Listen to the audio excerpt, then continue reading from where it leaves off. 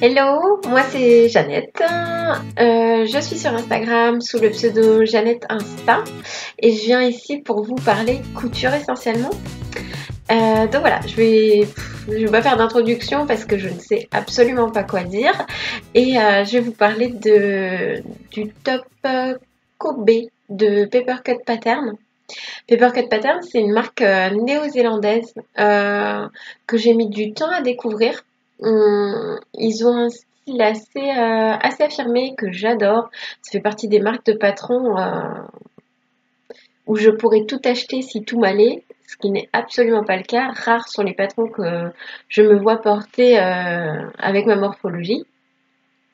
Mais en tout cas, j'adore. Qu'est-ce qu'il y a à dire sur cette marque? C'est un peu cher. Après, bon, on fait le tri, hein. Moi, je sais que ce top-là, je l'ai demandé à Noël parce que c'était quand même un budget. C'est 20 $ en PDF et 30 en version papier. Donc en PDF, ça coûte à peu près 17 €. C'est déjà pas mal, hein. Bon, là, vous allez voir le tissu que j'ai choisi, il est vraiment pas cher. Mais si on compte le faire en Liberty, tout d'un coup, ça fait une blouse très chère. Ceci étant, il faut 1,50 m en 140 de tissu pour faire le top. Donc bon, c'est pas non plus la ruine en tissu si on prend un tissu classique, quoi. Et c'est 2,50 m pour la robe. La robe, j'ai pas encore faite, je sais pas, on verra. Donc voilà, qu'est-ce que j'ai fait moi? Moi je l'ai fait dans un tissu qui est beaucoup plus foncé que ce que vous voyez.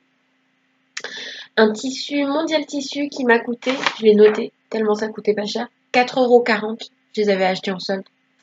Et 2,99 € de tissu. Donc ce qui est, voilà, 7 € la blouse, vu que j'ai pas payé le patron, c'est quand même très très raisonnable. Hop, alors, je vous montre le dessin technique peut-être avant. Comment on fait? Ah, voilà. Donc là, hop, c'est le top mais le plus simple du monde. Et ce qui fait sa particularité, c'est le pli dans le dos, le pli qui se dessine là. Et hop, tout ça, c'est pas à l'arrière, c'est beaucoup plus long qu'à l'avant. Voilà, et là vous voyez la version robe, idem, sauf que en bas c'est tout droit. Voilà, donc moi j'ai décidé de faire le top.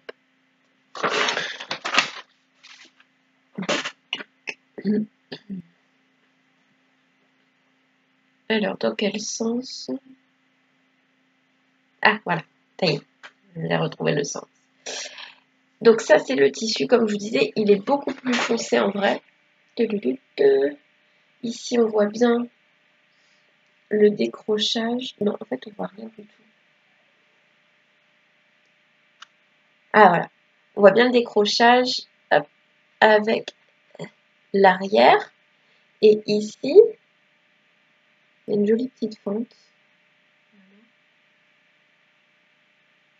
Oh, il y a un trou. Super. Je viens de voir que, à force de porter, il s'était fait un petit trou sur le côté. C'est un crêpe. Et j'ai fait très peu de marge de couture. Bon, je sais pas si on voit quelque chose. Et du coup, je suis bonne pour refaire un petit bout de couture. À l'arrière, on a cette découpe là avec un petit bouton purement décoratif. Hein, j'ai pas fait de boutonnière puisque ça s'enfile très bien comme ça. Je crois même pas que ce soit prévu dans le patron de faire une boutonnière. Hop, si je tiens, hop. Et là, en fait, entre l'arrière et le haut, il y a un petit vide. Voilà, je le passerai. Je n'ai aucune idée de si j'arriverai à insérer ou pas une mini vidéo pour vous montrer comment ça tombe, sinon je le ferai à la fin. Voilà, alors pas énormément de difficultés parce qu'il n'y a pas beaucoup de pièces, vous l'avez vu sur le dessin technique, je sais même plus combien il y en a, mais c'est vraiment rien du tout, hein. Ça se monte comme un top classique, il y a juste à faire ce pliage qui, mine de rien, est quand même assez technique. Il faut savoir que le patron est en anglais, et j'ai beau parler anglais, c'était un peu compliqué pour moi. Je pense qu'en français, ça aurait déjà été pas évident pour moi. Et il y a un tuto sur leur site qui m'a beaucoup aidé après m'être pris la tête pendant des heures. Je suis tombée sur ce tuto et ça m'a beaucoup aidé. Donc sans grande difficulté, si ce n'est ce dos à relier. Après, j'ai essayé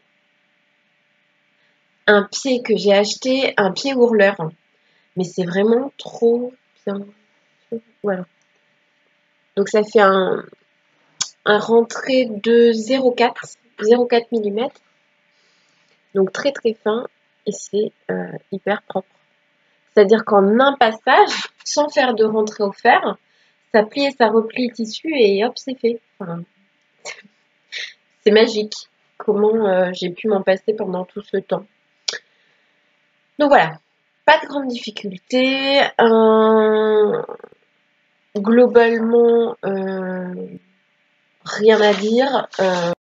J'ai oublié de dire, en fait, je suis obligée de remettre le top vers l'avant parce qu'avec le poids du tissu à l'arrière, ça a tendance à retomber. Et donc, je vous montre. En fait, ça finit comme ça.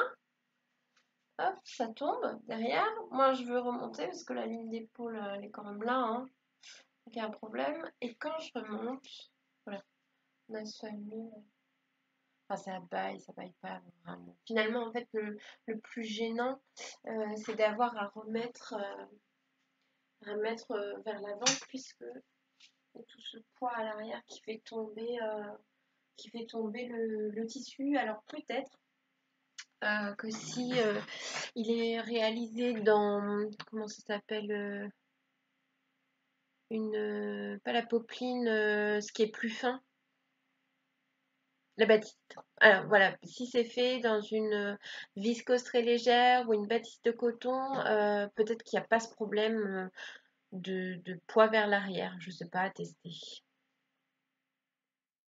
J'ai eu quand même des décalages importants sur les pièces du patron. Alors quand ça me fait ça, je ne sais jamais si c'est moi qui me suis plantée en découpant ou si vraiment il y a un souci dans le patron. C'est jamais évident. Je sais que il y a des marques de patron où ça m'arrive jamais.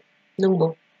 Je ne sais pas si ça vient de moi ou du patron. De toutes les manières, j'ai prévu d'en refaire une parce que ça tombe bien. Il y a juste que je suis petite, du coup, faudrait que hop, j'absorbe un peu de l'avant pour remonter les épaules un peu comme ça.